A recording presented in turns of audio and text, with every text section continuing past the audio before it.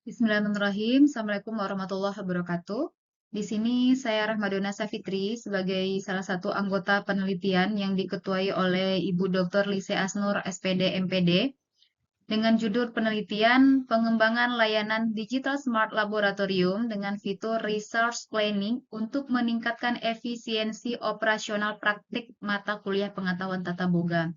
Penelitian ini merupakan penelitian dengan skema terapan ya, yang sedang dilaksanakan pada tahun 1 dan melalui lolos pendanaan dari dana RKAT Universitas Negeri Padang tahun 2024 tanggal 21 April 2025.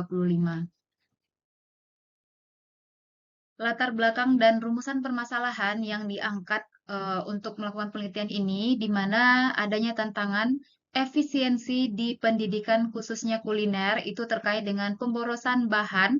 Bahan di sini itu bahan untuk praktikum, kemudian waktu, biaya, sehingga dibutuhkannya salah satu solusi dengan mengintegrasikan sebuah teknologi digital seperti AI dan IoT untuk smart laboratorium sesuai dengan standar dan pemenuhan di revolusi industri 5.0.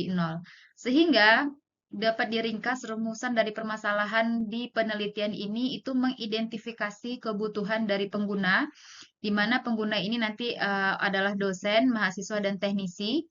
Kemudian adanya sebuah rancangan sistem resource planning berbasis web gunanya untuk mengurangi inefisiensi berupa menu, stok, dan limbah dari hasil praktikum.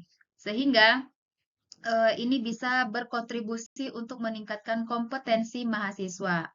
Nah, jadi pada tahun 1 ini itu merupakan transisi dari analisis dalam pengembangan prototipe aplikasi resource planning berbasis web. Sehingga dengan dirumuskannya permasalahan tadi, tujuan penelitian serta manfaat dan metode yang akan digunakan. Nah, tujuannya tentunya dengan adanya aplikasi resource planning berbasis web ini bisa meningkatkan efisiensi operasional laboratorium dengan adanya integrasi AI untuk melakukan prediksi kebutuhan dalam penggunaan resource yang ada di laboratorium. Manfaatnya yaitu secara teoritis itu berkontribusi ilmu teknologi pendidikan dan praktisnya itu untuk mahasiswa, dosen, institusi, industri, dan serta hospitality. Nah, dengan penelitian ini, metode yang digunakan yaitu R&D, Research and Development, dengan model ADD, ditambah dengan Agile dalam pengembangan aplikasi webnya. Nah, tahapan yang dilalui itu ada analisis kebutuhan, ada desain, ada pengembangan atau development, kemudian yang terakhir ada evaluasi. Kemudian sampel yang akan diambil itu dosen, mahasiswa, serta teknisi melalui teknik purpose sampling, itu yang mengikuti mata kuliah di pengetahuan tata boga. Sehingga dari progres tahun 1 ini, luarannya itu nanti bisa mengidentifikasi kebutuhan sehingga adanya sebuah pengembangan prototipe untuk aplikasi resource planning. Terkait dengan identifikasi kebutuhan, ini melalui wawancara, observasi, survei untuk mengetahui kendala operasional dalam laboratorium tata boga. Kemudian ada perancangan sistem, yaitu melalui penyusunan produk blok, wireframe, dan arsitektur sistem. Kemudian ada pengembangan prototipe, yaitu implementasi bertahap dari fitur-fitur utama resource planning yang akan dikembangkan. Kemudian nanti ada pengujian awal atau unit testing itu untuk memastikan semua fungsi berjalan sesuai spesifikasi. Nah, yang terakhir ini ada sprint review yaitu evaluasi pengguna.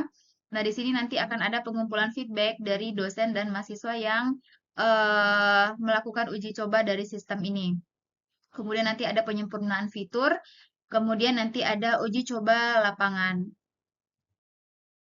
Nah, capaian dari penelitian yang dilakukan pada tahun 1 ini, yang pertama itu sudah teridentifikasi dari kebutuhan labor tata boga, kemudian sudah ada aplikasi yang sudah running melalui desain UI UX-nya, kemudian sudah ada modul-modul dasar dalam sistem aplikasi resource planning-nya, yaitu ada modul login dan manajemen akun, kemudian ada manajemen stok. Stok ini terkait dengan kesediaan resource untuk bahan-bahan praktikum. Kemudian ada juga untuk proses simpan pinjamnya. Nah, jadi itu dia luaran untuk penelitian di tahun 1 ini. Sehingga penelitian ini berhasil dikembangkan prototipenya, harusnya itu nanti bisa meningkatkan efisiensi laboratorium untuk kuliner, sehingga bisa mendukung Merdeka Belajar dan Revolusi Industri 5.0. Nah, untuk tahun 2 ini akan dilakukan untuk penyempurnaan dari sistemnya, di mana akan mengevaluasi lebih luas lagi AI yang bisa diintegrasikan ke dalam sistem. Nah, mungkin itu saja yang bisa saya sampaikan. Terima kasih. Assalamualaikum warahmatullahi wabarakatuh.